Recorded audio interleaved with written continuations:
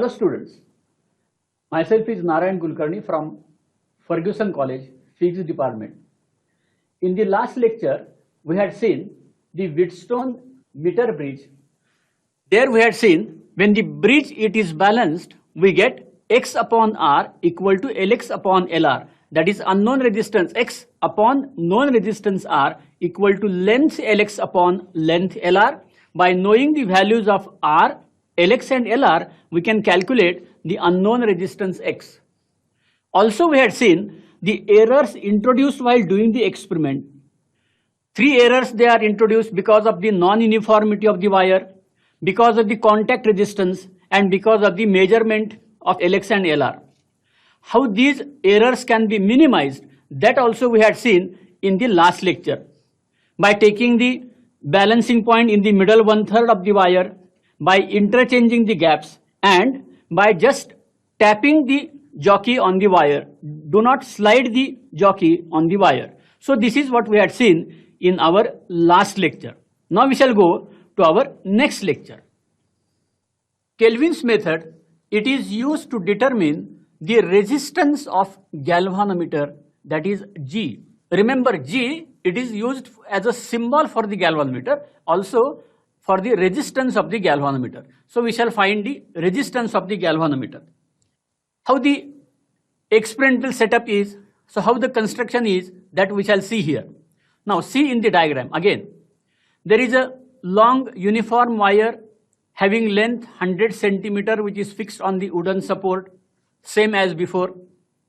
There are the metal strips, L-shaped metal strips. This is one metal strip. This is another metal strip. There is one more metal strip here. Between this there is a left gap.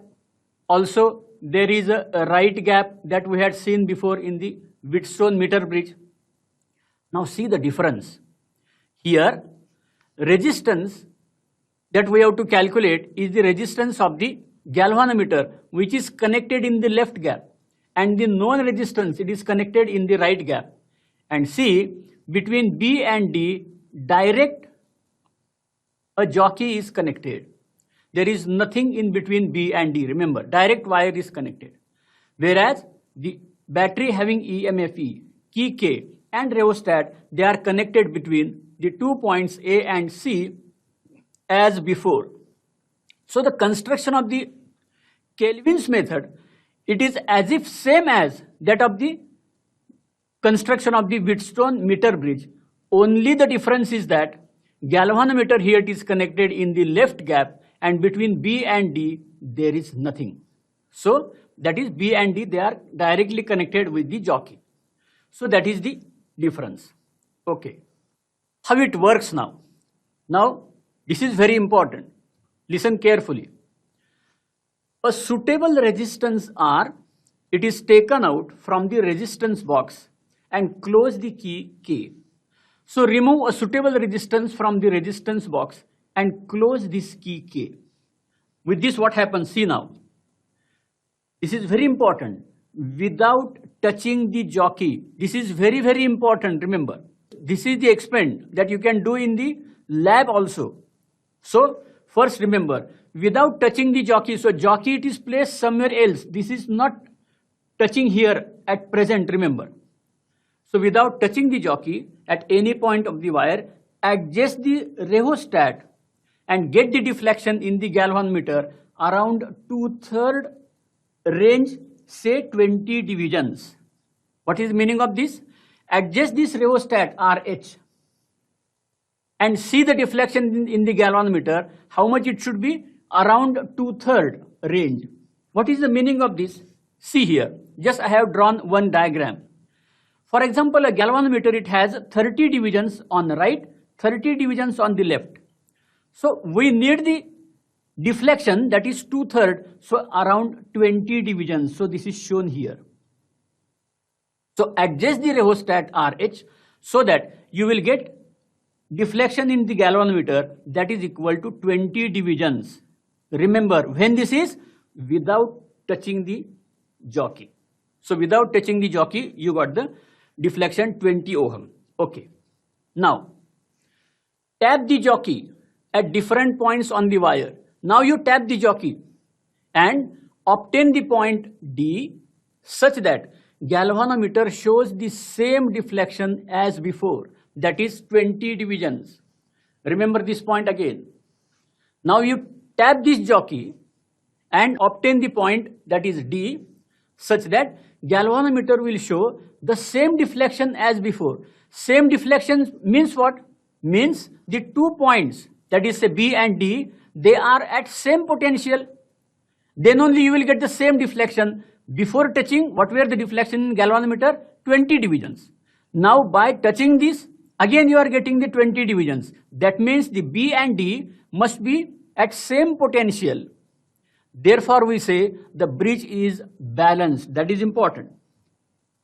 So as the galvanometer shows same deflection with or without contact between the points B and D, these 2 points must be at equipotential. That is why just I explained you. And hence we say the bridge is balanced. So this is very important, remember. So when the bridge is balanced, then we know according to the Wheatstone's bridge principle. So note the lengths LG and LR. LG length opposite to G, LR length opposite to R. Then according to the principle of Wheatstone bridge, what we get? G upon R. Again, what is G? This is our G in the one gap.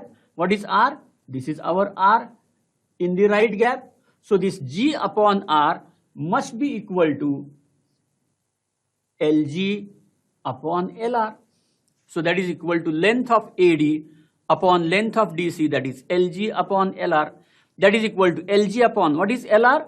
Total length is 100. So we can write this as 100 minus LG. So this is how we can calculate the unknown resistance of the galvanometer G. Because we know R, we know LG, we can calculate G. So Kelvin's method, it is used to find the resistance of galvanometer. So that is what is explained in the last line. Okay, next topic, that is post office box. What is this post office box? Just I had shown the photograph here. I will explain from this photograph what is this post office box. If you see here, there are certain points they are shown, A, B, C and D. These are the 4 points like Wheatstone network.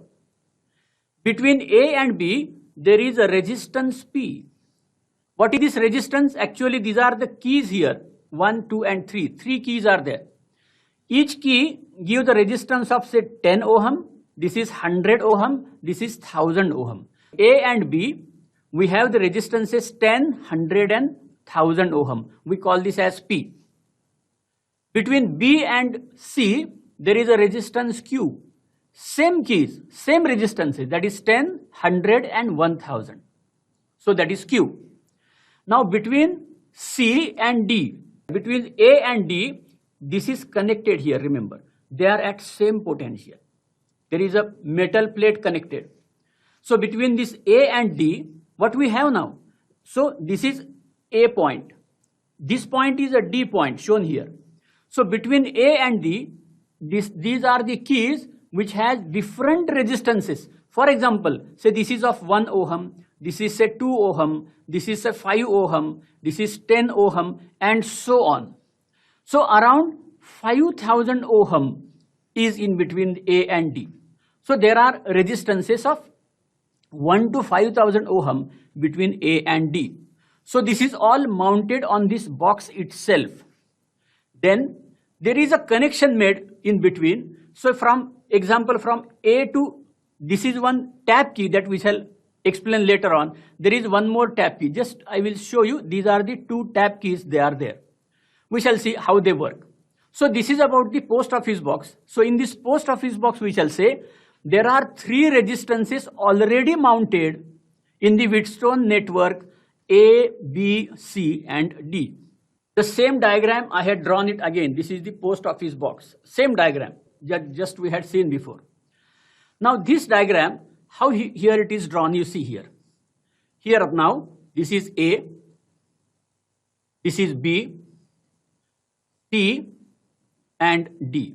Here we know now this is A, B, C and D. Now between A and B, this is P.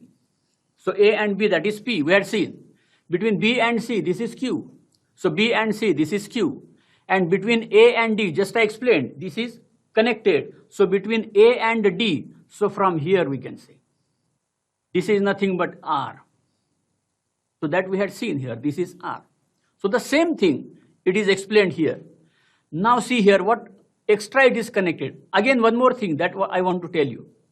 The tab keys that we had seen before, see here, from this A, there is one dotted line.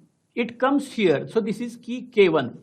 So when I press this key K1, that means this point and this point A, they are at same potential. That is the meaning of this. So we can say the battery having EMF E, which we are connecting to this key K1, that means we are connecting to the point A. That is the meaning of this. Whereas another point, it is connected to this point C. So one more thing that we connect externally. Again, here if we see unknown resistance X, how it is connected? Between this C and this D, between C and D, unknown resistance externally connected.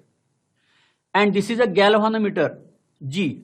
It is connected between this point D and this is now say K2. Now how the K2 is? From B there is a connection. See the dotted lines are here. That means this galvanometer, it is connected between B and D. So this is how the same this post office box, the photograph that we had seen, and this is the electrical circuit that we have connected. These are nothing but the same. Externally, how we connect, that we can explain from this photograph. So this is how the post office box it is constructed. Now we shall see how it works. So post office box basically, it is a practical form of the Wheatstone bridge. Practical form means we have constructed one box and that Wheatstone network is constructed where we have the three resistances already they are there. Okay. It is also used to determine the unknown resistance. How it works now? Now see. The resistances in the arms P and Q, now we had seen where the P and Q were A, B, C and D, between A and B, P, B and C, Q, and this A and D we can say this is R. So P and Q they are fixed and they are fixed to a desired ratio. Let us say P equal to Q equal to 10. Say this P is equal to 10 ohm is taken. Q is also equal to 10 ohm it is taken. So keys of 10 ohm they are taken from this P and Q. So their values are 10 ohm, 10, 10 each.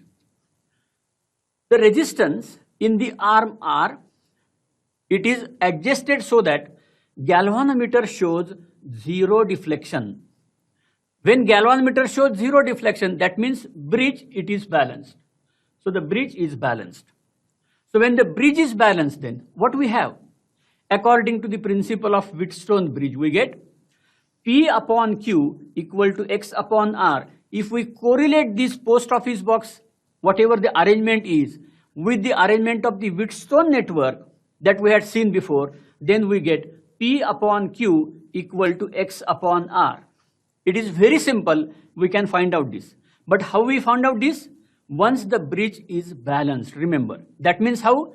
Keeping P equal to Q equal to 10 and adjusting the resistance R so that galvanometer shows zero deflection, we get this relation. So P equal to Q equal to say 10, so P and Q they are known, R is also known, so unknown resistance X can be determined. So with the help of this post office box, we can also determine the unknown resistance. Next, to determine the specific resistance, that is rho, with the help of this post office box. Now see, if X is the unknown resistance, how to determine unknown resistance? Just we have seen this. So once we know this unknown resistance X of any given wire, whose length is say L, and the radius is say r. If this is so, then how can we write this as? This actual diagram we had seen before just now. We can write this as x equal to rho into L by A, that is rho into L upon pi r square. We know rho, that is the specific resistance or the resistivity, L it is the length, A it is the cross sectional area. We had seen it before. So from which we can write the specific resistance rho as rho equal to x, just rearrange the term, that's all, into pi r square upon L. X is the unknown resistance which we have determined by using the post office box. R, resistance of the wire known to us, L, length of the wire known to us, so with which we can find out the specific resistance of the material of a given wire by using the post office box. So this is how we can find out specific resistance rho. Okay, use of this post office box we can say, or the Wheatstone's bridge for this strain measurement. How this strain measurement it can be done? Basically, strain gauges, they are commonly used for measuring the strain on the devices. Any strain on the device can be measured by the strain gauge. What is that actually? The principle is that electrical resistance of a strain gauge, it is proportional to the strain in the device. What is the meaning of this? See the simple example it is given. If a wire, it is stretched, what will happen to the wire? Its length will increase, its cross-sectional area will change, it will decrease. So its resistance will decrease, it will change. So if its resistance changes, then that wire which is used in the circuit, the current in the circuit, it will change. So the potential differences also will change.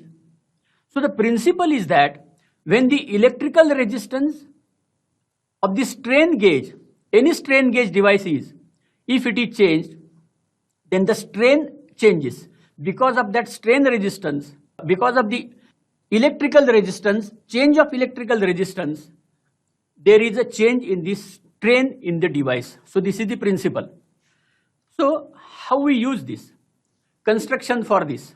If we see in the diagram here, this is a Wheatstone network A, C here, B and D. Again, between A and C, we have R1, C and B, we have R3, A and D, we have R2, and between this B and D, there is a strain gauge. This is actually GAUGE, strain gauge. And between C and D, we connect a battery. So this is how the circuit arrangement is. And we can measure the potential drop between A and B, that is shown here with V. So this is how the experimental arrangement it is made to measure the strain on any device. The strain that is measured, strain on the device that is measured, it is connected between this B and D. How this works now? In the given circuit, let R1 is equal to R2. If you see that circuit, and if we keep R1 is equal to R2, and R3, it is a variable, then when no force is acting on the strain gauge, we have connected that strain gauge in one arm between B and D that we had seen. So when there is no force acting on it, the resistance R3, it is adjusted such that voltmeter, that is V, shows zero deflection, that is bridge is balanced. See where R1 and R2 they are same, and R3 is a variable resistance. But without any external force, when no force is acting on the strain gauge, resistance R3 is adjusted so that voltmeter shows no deflection, zero deflection. So bridge is balanced. So the strain at this condition, it is zero. This condition, when no force is there, voltmeter shows zero deflection, so there is no strain. So that is zero. Now, if the strain gauge is either stretched, or compressed. So whatever the force is applied on that strain gauge, so that either it is stretched, like a wire it is stretched, or it is compressed, what will happen? Then its resistance changes. Remember, its resistance changes, due to which the bridge, it is now unbalanced. Before it was balanced, now it is unbalanced, and voltmeter shows the deflection. The voltmeter connected between the two, shown by V, it will show the deflection, which gives the corresponding change in the strain. So before, when no force were there is no deflection in the galvanometer, zero deflection, so that there is no strain. Now, when there is a strain, by applying the force, either by stretching or compressing, there is a change in the resistance, therefore bridge is unbalanced. So when bridge is unbalanced, voltmeter shows the deflection, and which gives the corresponding change in the strain. So whatever the deflection shown by the voltmeter, from which we can find out how much the strain is. So thus, with Wheatstone bridge, strain can be measured. So with the help of this, we can measure the strain on a device. Next, that is potentiometer.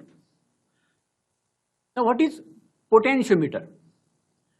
Potentiometer, it is a long uniform wire fixed on the non-conducting support, for example, say wood. What is potentiometer? It is a long uniform wire fixed on the non-conducting support. See how it looks. For example, here it is a wooden board shown in this figure, where a long wire, a single wire, whose one end it is connected to this point A. From this point A, it is taken to this another point. From this, it is taken to the here, and the same it continues, and then it comes to the another point, that is B. So between A and B, there is a long wire which is fixed on this wooden support, and how the wire is, it is uniform. So this forms a potentiometer. So potentiometer is a long uniform wire fixed on the non-conducting support. What is the principle of potentiometer? How it works? Here, we know that a potentiometer is a long wire, say AB, having length L and resistance R, having uniform cross-section area A. Where is this in the diagram? Here it is, say A and B. Between A and B, this is the wire. Remember now, hereafter, when we show the points A and B, that means between A and B, there is a long uniform wire fixed on the non-conducting support. That is the potentiometer. So this is the potentiometer wire. Okay. A cell of EMFE having internal resistance R, it is connected across this wire AB as shown in the figure. See here, to this point A, we have connected the positive terminal of the cell, negative connected, actually this is the internal resistance of this cell, then it is connected to this key, and the other end it is connected to this B. So always we can say that across the wire AB, we are connecting a battery or a cell having EMFE with a key, let us say K. So this is how the connection is. When the circuit is switched on, let I be the current flowing through the circuit. When we switch on the circuit, let I be the current in the circuit. Okay. The potential difference across AB is, across AB, what will be the potential difference? If it is I is the current in the circuit, just we had seen here, R is the resistance of the wire, then the potential drop across the wire AB, VAB, must be equal to IR. By Ohm's law, it is simple. Current through AB. How we find out this current? It is given by I equal to E upon R plus R. What is this E? EMF of this cell. What is R? Resistance of the wire. And what is small r? It is the internal resistance of the cell. So the current in the circuit is E upon R plus R. Remember this now. Okay. So what will be the potential drop across AB? That will be equal to current I, that is E upon R plus R into R. So ER upon R plus R. That is the potential drop across the wire AB, across the full wire AB, remember. Therefore, the potential difference per unit length of the wire is, how much will be the potential difference per unit length? We know total potential, so potential difference per unit length is total potential divided by the total length. So this is VAB upon L. Potential drop will be VAB upon L. This is not there. This is VAB upon L, that is ER upon L into R plus R. This is total length. It is called the potential gradient. So potential difference per unit length, it is called potential gradient. Remember this now, word potential gradient. Now, in this equation, we see what is E? EMF of the cell, which is fixed. R, resistance of the wire, total resistance of the wire, it is fixed. L, capital length of the wire, which is again fixed. R is the internal resistance, same. So we write RHS, it is a constant. Right hand side of the equation is constant. So what we see then? Therefore, left hand side VAB upon L must be constant, equal to say K. So we write this as VAB is equal to K times L. Similarly, at any point C, at a distance L from A, the potential difference A and C must be VAC equal to K into L. See here, VAB, potential drop across total length, is equal to constant into total length. Similarly, potential drop across any point C, VAC, equal to that constant into that total length. So VAC is proportional to L. Since K is constant, we say the potential difference between any 2 points from the wire, it is proportional to the corresponding length of the wire. This is the principle of potentiometer. So in this lecture, we had seen the Kelvin's method, how it is used to find out the resistance of the galvanometer. Post office box, how it is again used to find out the unknown resistance, and the principle of potentiometer. Thank you.